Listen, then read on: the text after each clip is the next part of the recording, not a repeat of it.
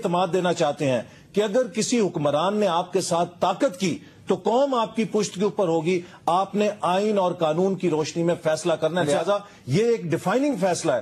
دوسری بات، جو ججز آپ نے گنوائے ہیں، ہم سمجھتے ہیں کہ یہ ایک سیٹ بیک ہے. ان تمام جوڈیشل اپائنٹمنٹس کو نظر ثانی ہونی چاہیے مساق جمہوریت کی روشنی میں، تبھی عدلیہ کی آزادی کے تقاضے پورے ہوں گے. تو یہ جو گفتگو ہو رہی ہے اس میں ہم یہ سوال بار بار اٹھا لیتے ہیں گفتگو کے دوران کہ افتخار چودھری صاحب جو ہیں، ٹھیک ہے، انہوں نے 9 مارچ 2007 کو ایک انکار کیا تھا، لیکن اس سے پہلے سن 2000 میں انہوں نے پی سی او کے تحت حلف اٹھایا تھا، لیکن احسن اقبال صاحب کہتے ہیں کہ اس کی انہوں نے تلافی کر دی. اب وہ لوگ جو لانگ مارچ میں شریک ہیں اور حیدرآباد سے لے کے اور راول پنڈی تک سڑکوں پہ آ چکے ہیں، وہ یہ سوال اب ان کے لیے اہم نہیں ہے کہ افتخار احمد چودھری صاحب نے پی سی او کے تحت حلف لیا تھا یا نہیں لیا تھا. اب ان کے لیے یہ سوال اہم ہے کہ افتخار چودھری صاحب کب بحال ہوں گے. اور اس سوال کو میں بار بار پیش کر رہا ہوں اپنے محترم مہمان جناب جاکرانی صاحب کی خدمت میں. جاکرانی صاحب، اب آپ کو یہ احساس نہیں ہو رہا کہ وقت تیزی سے گزرتا جا رہا ہے اور اگر اب آپ کی حکومت نے فوری طور پہ کوئی فیصلہ نہ لیا تو الٹیمیٹ لوزرز آپ ہی ہوں گے؟ دیکھیے جی، جہاں تک فیصلے کی آپ بات کر رہے ہیں، ہم نے تو فیصلے لیے ہیں. ہم نے تو سارے جو ججز سے ان کو بحال کیا ہے. اگر ججز کا جہاں تک آپ ایشو کہتے ہیں کہ میں نے جیسے آپ کو عرض کیا ہے کہ افتخار چودھری کی جہاں تک بات کی جا رہی ہے، وہ بتائیں کہ انہوں نے جیسے احسن صاحب کہہ رہے ہیں کہ انہوں نے جی اپنے داغ دھو دیے اور 3 نومبر کو اس نے یہ کیا. اس نے کب یہ کیا؟ جب اس کو کہا کہ آپ استعفیٰ دیں تب کیا. اس سے پہلے ان کی ضمیر نہیں جاگ رہی تھی. اس سے پہلے مشرف کو وردی میں وہ مان رہے تھے. اس وقت ان کی نہیں، اس سے پہلے انہوں نے اسٹیل مل کے خلاف فیصلہ دیا. چلے اسٹیل مل کے خلاف فیصلہ دیا. وہ اس سے پہلے انہوں نے مسنگ پرسنز کیس اٹھایا. لیکن بات یہ ہے کہ جب اچھا یہ بتائیں کہ نواز شریف یہاں جب آئے تھے ملک میں تو کیوں انہوں نے وہ سو موٹو نہیں لیا؟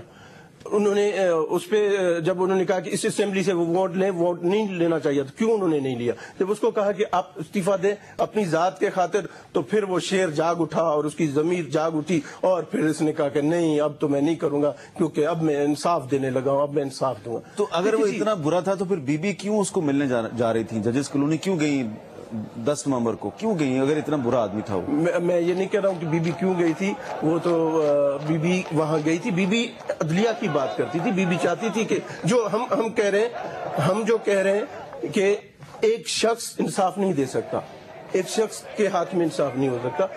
ہم کہتے ہیں کہ آرگنائزیشنز کو اسٹرانگ کیا جائے، انسٹیٹیوشنز کو اسٹرانگ کیا جائے. صرف ایک بندے کو آپ کہتے ہیں کہ بس یہ بیٹھے گا تو ملک میں انصاف ملے گا، اٹس ناٹ پاسبل.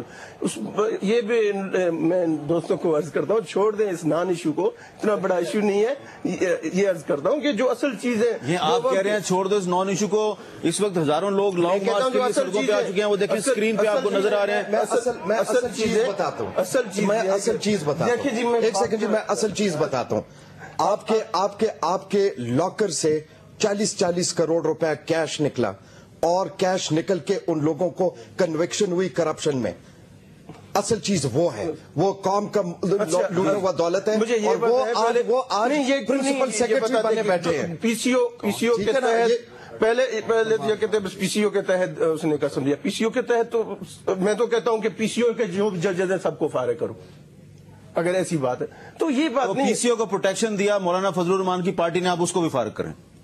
میں پی سی او کی بات کر رہا ہوں کہ پی سی او کے تحت نہیں ہونا چاہیے. میں یہ کہتا ہوں جیسے انہوں نے کہا کہ پولیس اگر ہے تو وہ فالو کرے لا کو، یہ نہیں کہ بس ٹھیک ہے نا. صرف ججز کو کیوں فارغ کرتے ہیں؟ پی سی او کو پروٹیکشن دینے والے 17ویں ترمیم کے تحت مولانا فضل الرحمان کو بھی فارغ کریں. میں کہہ رہا ہوں کہ 17ویں ترمیم کی تو ہم نے کہا ہے. پریزیڈنٹ صاحب نے پہلے دن کی اگر آپ نے اسپیچ سنی ہو، سب نے سنی تھی، اس نے 17ویں ترمیم کی بات کی کہ اس کو ختم ہونا چاہیے. ہم کہتے ہیں ختم ہونا چاہیے. اچھا